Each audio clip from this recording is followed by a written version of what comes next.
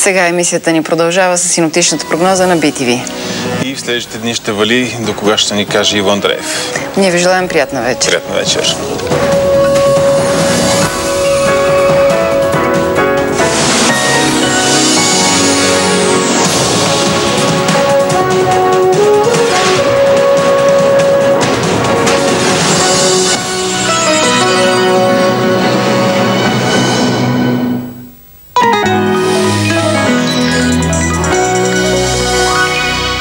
Такъв котлен камък могат да отстранят само най-силните. Ново Брев 100% Power Gel. Лесно се нанася дори по тръба. С неговата суперсилна формула котленият камък и мръсотията нямат шанс.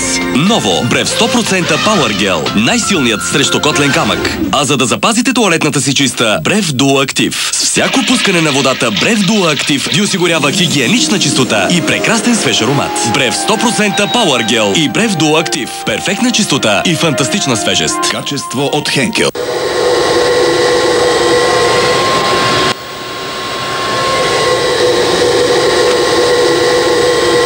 Не забравяй, че не си вкъщи.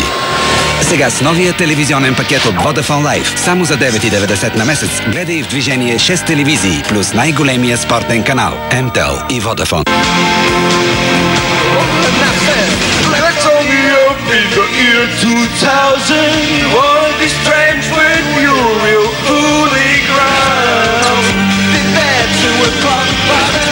Добрите приятели са винаги заедно.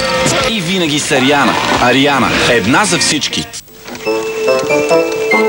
Мамо, кой е майстор Соларис? Майстор Соларис?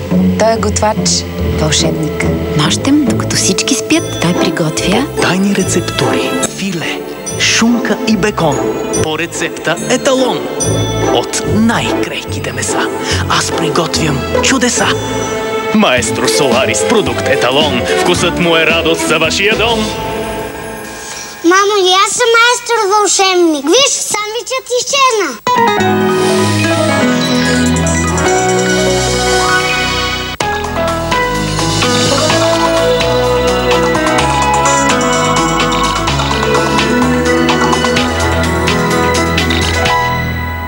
Очаквате усмихнат ден. Уника. Застраховането на новото поколение. Добър вечер. До 21 часа най-много е валяло в планините, като по върховете са измерени около 40 литра на квадратен метър.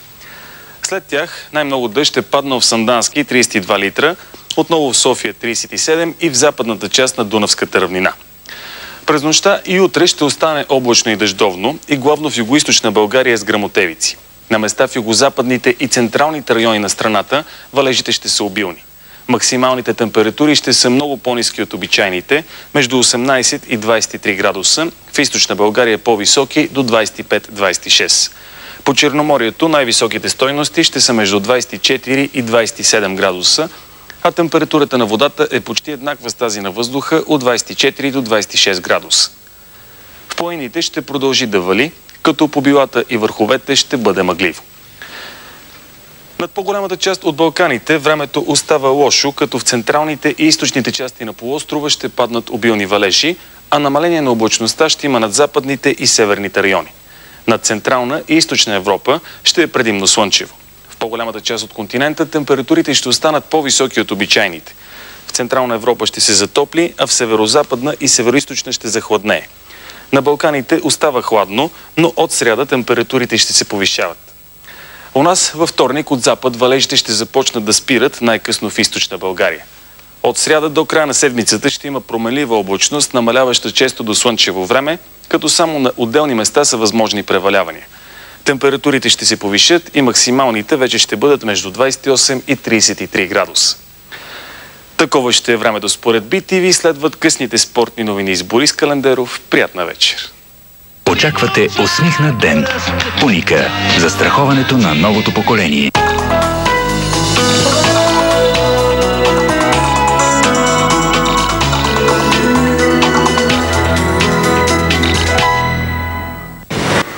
Кайл и Шон, 22 април 2001 година. 4400 от 12 август по BTV.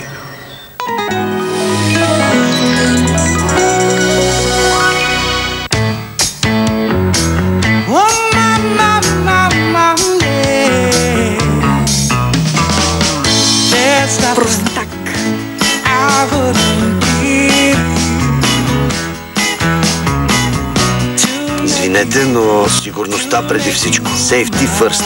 Но моля ви, не знаете ли, че вече има и по-сигурен начин? Сериозно? Кредитни карти с чип от Първа инвестиционна банка. С чип? Въпрос на сигурност. Ще ми разясните ли малко това въпрос?